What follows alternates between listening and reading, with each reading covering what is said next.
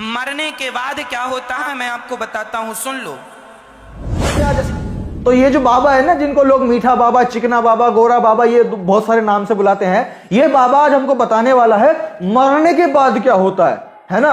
मैं कह रहा हूं आउट ऑफ द ब्रह्मांड का ज्ञान है, और अगर बिना सुने चले गए ना तो समझ लो बहुत बड़ी अपॉर्चुनिटी खो दोगे। सोचो एक बाबा इतना बड़ा जो सवाल है उसको जवाब देने वाला है। तो चलिए सुनते हैं साथ में कि भला ये बाबा क्या बकवास करता है, और जैसे पुरानी बकवास करी है, चलिए सुनते हैं। जब आदमी मरता है तो हम क्या करते हैं, हमारे यमदूत जाते हैं। अच्छा, यमदूत जाते हैं और उस आदमी को पकड़ कर लाते हैं जिसकी मृत्यु का समय नजदीक है। उसके गले में फांसी का फंदा डालते हैं और वह जीवात्मा को, छोटी सी जीवात्मा जिसे हम कहते हैं कि सूक्ष्म शरीर, उसी को पकड़ करके ये शरीर रह जाता है। यमदूत उसे पकड़ कर ले जाते हैं। अच्छा। और वह पकड़ में आ जाता है। हाँ। है ना। हाँ हाँ। वह पकड़ में आ जाता है, ले जाते हैं। पुण्यात्मा होता है तो जरा संभाल कर ले जाते, पुण्यात्मा होता है तो उसके लिए बढ़िया व्यवस्था आती है। ओहो, BMW पापी होता है तो घसीट कर ले जाते हैं। किसी ने भोजन दान दिया है तो उसे यमदूत भोजन भी कराते हुए ले जाते हैं। अरे वाह वाह। और भोजन नहीं दिया, यमदूत 2 कोड़े जमाते हैं। चल, भूख लगी है, भूख लगी है। आज जीव चिल्लाता है बड़ी भूख लगी, यमदूत तो कहीं होटल नजर आए तो जरा 2 पराठे खवा दो। ओए होए होए होए होए। मतलब जो आत्मा निकल चुकी है, आत्माओं के लिए होटलों की भी व्यवस्था है रास्ते में जब यमदूत लेके जाता है। या आत्मिक या पराठे की भी आत्मा होती होगी कि पराठे की आत्मा निकल करके आत्मा ही खाएगी।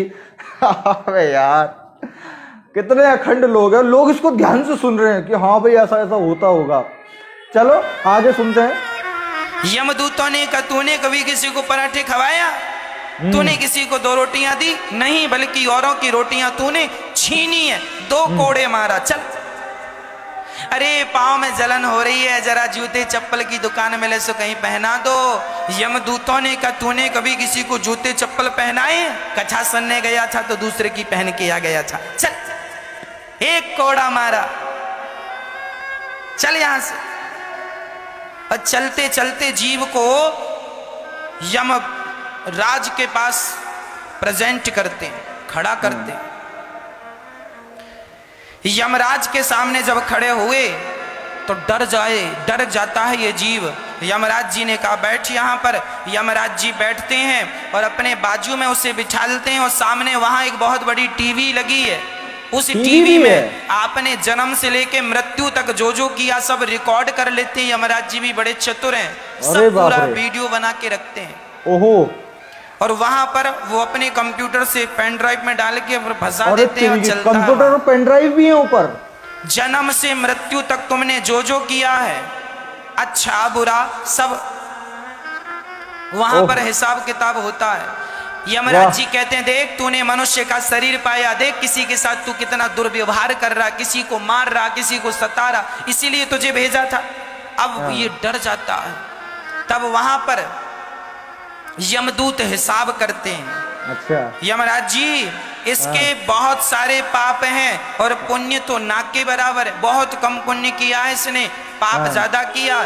अब क्या करना है?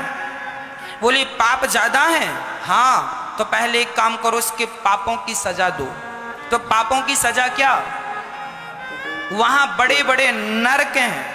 अच्छा। रौरव, महारौरव, अंध्रता, मिश्र, कुंभी, पाक, काल, सूत्र, असिपत्र, वन, सूकर, मुख, अंधकूप, ऐसे बड़े बड़े नरक की व्यवस्थाएं उन नरकों में डाल दिया जाता। अरे नरकों में क्या व्यवस्थाएं हैं? बड़ी बड़ी कढ़ाइयां, उनमें तेल उबल रहा है और जीवात्मा को उसमें डाल दिया जाता, जीरे की तरह छौंका लगा दिया जाता। बड़ा मांस खाया, ऐसी मुर्गी तो ने भूंजी है, ऐसी मछली भूंजी, अब तू भी भूंज। ओहो। ये व्यवस्थाएं हैं। वहां बड़े कांटेदार पेड़ हैं, जंगल में दौड़ाते हैं, कोड़े कोड़े बरसाते हैं, बहुत यातनाएं मिलती हैं। वो यातनाएं भोगने के बाद यमराज जी कहते हैं, जाओ अब 84 का चक्कर लगाओ। ये 84 लाख योनियां जो हैं ये क्या है? ये तुम्हारे कर्म दंड ही तो हैं। जो तुमने गलत किया है उसी के कारण तुम्हें कुत्ता बनना पड़ा। ये जो कुत्ता तुम्हारी गली में घूम रहे हैं ना, ये सब तुम्हारे गली के कल तक मालिक हुआ करते थे। जो पड़ोसी मर गया तुम्हारी गली वाला, वो मर के उसी गली का कुत्ता बन के आ गया। वाह वाह, क्या सोच है तेरी। क्योंकि कर्मदंड तो भोगने हैं। कुत्ता बनो, फिर बिल्ली बनो, फिर चमगादड़ बनो, फिर नाली का कीड़ा बनो, फिर हाथी बनो, फिर सुअर बनो, फिर मगर बनो, फिर मछली बनो, फिर पेड़ बन के खड़े रहो, फिर ये बनो वो बनो। तमाम 84 लाख योनियों को काटने में हजारों साल लग जाते हैं। 84 लाख योनियां भाई। एक योनि माना कि कुत्ते की आयु 10 साल है, तो 10 साल के बाद फिर दूसरा बिल्ली, बिल्ली भी माना कि 5 साल है तो 15 साल। फिर हाथी बनाया, हाथी 50 साल जिंदा, 50 साल तक हाथी।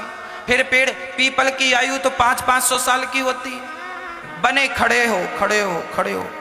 ये पेड़ पौधा ये भी हमारी योनियां, 84 लाख योनियों में ये भी एक योनि। बन जाओ पेड़, खड़े रहो। ज्यादा पुण्यात्मा होगे तो वृंदावन का पेड़ बना के भेज देंगे बिहारी जी। अरे मतलब पेड़ फिर भी बनेगा। ये 84 लाख योनियां जब भोग कर तुम जाते हो, तब यमराज जी से आपने कहा भोग के आए हैं, अब बताइए। तब यमराज जी कहते हैं अब हम तुम्हें एक बार और मनुष्य बना के धरती पर भेज रहे हैं। अरे रे रे रे रे रे। देखिए 84 लाख योनियों को भोगने में हजारों साल, हजारों नहीं मेरी माँ, लाखों वर्ष लगे हैं हमें और आपको। लाखों वर्ष तक हमने 84 लाख योनियों का कष्ट भोगा, उसके बाद हमें यह मनुष्य का शरीर मिला। अब अच्छा या बुरा करना फिर तुम्हारे हाथ में। इसलिए कहता हूं मैया 84 तो भोग के आई ही हो या आए ही हो। अब ऐसी गलत काम ना करना कि फिर 84 के चक्कर में जाना पड़े। अब तो भगवान के चक्कर में पड़ जाओ तो 84 के चक्कर से बच जाओगे, और भगवान के चक्कर में नहीं पड़े तो फिर 84 के चक्कर में। पुनरपि जननम पुनरपि मरणम पुनरपि जननी जठरे शयनम। इसलिए भज गोविंदम भज गोविंदम। जो भगवान की शरणागति ग्रहण कर लेता है वह जन्म और मृत्यु के चक्र से बच जाता है, नहीं तो बहुत दुर्गति होती है। काश कोई मरा हुआ लौट के आ जाता और आपको सच्चाई बता देता। यदि मेरी बातों में आपको संदेह है तो शायद वो आए और आपको बताए, तब आपको यकीन होगा। पर क्या करें, ईश्वर की विधि ऐसी है कि जो जाता है आता ही नहीं।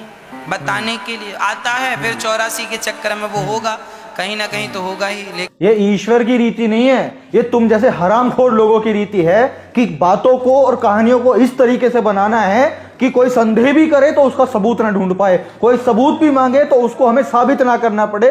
नाम ले दिया ईश्वर का कि ईश्वर की सृष्टि ऐसी है। हरामखोर, तुम्हारी सृष्टि ऐसी है कि कुछ भी बोले रहे हो, कुछ भी, और लोग सुन रहे हैं, प्रचलित हो रहे हैं। इसकी वीडियो पे इसमें 15-20 लाख लोगों ने देखा है, और हमारी वीडियो कितनी जाएगी? मुश्किल से 50,000 या 1 लाख। हम उनकी शेयर करते हैं लोग, लेकिन हमारी बात को शेयर नहीं करेंगे। क्यों? उनकी बातों में रस आता है ना, पीछे एक बैकग्राउंड म्यूजिक चल रहा है, अच्छी अच्छी बातें हो रही हैं। अरे कुछ मिले ना मिले, कम से कम फिलहाल को तो उनको सुकून मिल रहा है। इतने निठल्ले लोग होते हैं कि किस तरीके की जहालियत को सुन करके और मनोरंजन कर रहे हैं। हाँ अच्छा, ओहो हो है। और साम दाम दंड भेद करने के बाद में इनकी बात एक ही बात पे अटकती है, भक्ति करो भक्ति करो भक्ति करो। अबे भक्ति से रोटी मिलती है क्या? भक्ति से परिवार चलता है क्या? भक्ति से देश चल रहा है क्या? अरे चल क्या रहा है भक्ति से, ये तो बताओ। किसी की समस्या दूर हो रही है, किसी का कुछ अच्छा हो रहा है, किसी का कुछ बुरा हो रहा है, कुछ तो हो रहा होगा। भक्ति से हो कुछ भी नहीं रहा। और सारी कहानियां, इतनी दुनिया भर की इनकी कहानियां, इनको छोड़ूंगा नहीं। इन्होंने जितना भ्रम फैलाया है ना मार्केट में, सारा सच्चाई आप लोगों के सामने लेकर के आऊंगा। हर एक बात पे, हर एक वीडियो पे इनकी वीडियो बनाऊंगा, ताकि लोगों को एक दूसरे एंगल का जो सच है वो भी दिखाया जा सके। साम दाम दंड भेद कर लेंगे दुनिया भर की कहानी, ये और लास्ट में भक्ति करो भक्ति करो भक्ति करो। अबे भक्ति जीडीपी दे रही है क्या इस देश को? भक्ति देती है इनकम टैक्स। यार कौन सी दुनिया में तुम लोग रह रहे हो?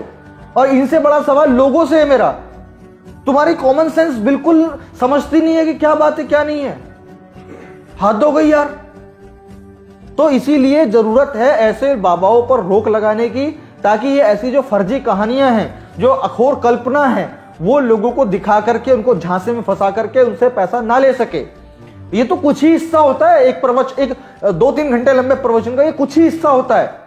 इन पूरा प्रवचन करने के बाद में लास्ट में ये लोग ऐसे इन्फ्लुएंस कर देते हैं कि एक इंसान को अपने जीवन की कमाई का एक हिस्सा फला भगवान के नाम देना चाहिए, फला संस्था के नाम देना चाहिए, और हमें देना चाहिए दान में 10%, 20%, ताकि इस काम को हम आगे और बढ़ा सके। जो बकवास हम कर रहे हैं, इस बकवास को हम और लंबे लेवल से कर सके। अब सोच करके देखिए, ये काम इन लोगों ने कहां से शुरू किया था? ग्राउंड पे घूम घूम के शुरू किया, वहां पे जाकर के एक लोगों की मंडली बना करके वहां ये झूठ फैलाना शुरू किया। उसको फैलाने के बाद में लोगों से डोनेशन ले करके चंदा ले करके पंडालों में इन्होंने प्रवचन दिए, जागरण करके प्रवचन दिए, और आज उन लोगों से डोनेशन लेके, उन लोगों का पैसा लेकर के आज ये लोग नेशनल टीवी तक पर इसी तरह की बकवास करते हैं। उनसे डोनेशन लेकर के उन्हीं को जलील करते हैं, उन्हीं का पैसा लेकर के उन्हीं लोगों को प्रताड़ित करने का काम करते हैं। सोचिए कैसी व्यवस्था चली हुई है। और ये आप और हम जैसे लोग जो देश और समाज में, वही लोग इस चीज को चला रहे हैं। ये लोग उसी डोनेशन, उसी पैसे के चंदे से इतना बड़ा आज इन्होंने अपना वर्चस्व बना लिया है कि हम और आप जैसा कोई सामान्य आदमी इन लोगों से सवाल तक नहीं कर सकता। और अगर कोई करता है तो ये लोग उसको मरवा देते हैं, धमकी दिलवाते हैं, कानून दाव पेच में उलझाते हैं, किसी ना किसी तरीके से उस व्यक्ति को इतना ज्यादा प्रताड़ित करते हैं ताकि वो अपनी आवाज को बुलंद ना कर पाए। और लोग इनको आज भी मजबूत बनाने में लगे हुए हैं। तो इसीलिए मैं 2 चीजें आप लोगों से बोलना चाहूंगा कि ऐसा सबसे पहली चीज तो इन लोगों के प्रवचन सुनना बंद कीजिए, इन लोगों के पास अपनी माताओं बहनों को भेजना बंद कीजिए, क्योंकि वही एक ऐसी जड़ है जो एक परिवार को सींचती है। एक माँ ही वो ऐसी चीज है, एक मौसी, एक बुआ, एक दादी, एक नानी वो चीज है जो घर में अपने बच्चों को परवरिश देती है, उनको सिखाती है। और अगर वो पाखंडी रहेगी, उसके दिमाग में अंधविश्वास रहेगा और ऐसी गपोड़ कथाएं रहेंगी, तो क्या वो अपने बच्चों को, पोते पोतियों को, भांजे भतीजों को ये कहानी नहीं बताएंगे? और जब बचपन में उनकी कहानियां दिमाग में बैठ जाएंगी तो इस देश को सोने की चिड़िया बनाना असंभव है। इस देश को कभी भी हम डेवलप्ड कंट्री नहीं बना पाएंगे। तो इसलिए जरूरत है सबसे पहले इन लोगों के इन प्रवचनों पे प्रतिबंध लगाने की, सब अपने आप से, क्योंकि इतने बड़े तो अभी ना हम हैं ना आप हैं जो इनका ये धंधा चौपट कर दें या बंद कर दें या फिर इनका पंडाल बंद करवा दें, चैनल बंद कर दें। लेकिन इतना तो हम कर सकते हैं ना कि हम देखना बंद कर दें। दूसरी चीज, जो लोग इन लोगों के खिलाफ या इन लोगों की बातों पर निष्कर्ष निकालते हैं, इनसे सवाल करते हैं, समाज में अवेयरनेस फैलाने का काम करते हैं, मैं कहता हूं कि देश के सभी लोगों की रिस्पॉन्सिबिलिटी बनती है उन लोगों को सपोर्ट करना, ताकि वो लोग अपने काम को और ज्यादा मजबूती के साथ में करके इन लोगों का जो ये मनगढ़ंत कहानियां फैलाने का जो धंधा है ये बंद हो सके। जो मिसगाइडेंस ये करते हैं लोगों को, ये चीजें बंद हो सके। तो इसीलिए बदलाव लाने का प्रयास कीजिए, वीडियो को शेयर कीजिए। मैं आपसे मिलता हूं अगली वीडियो में, तब तक के लिए बहुत बहुत शुक्रिया। Thank you so much.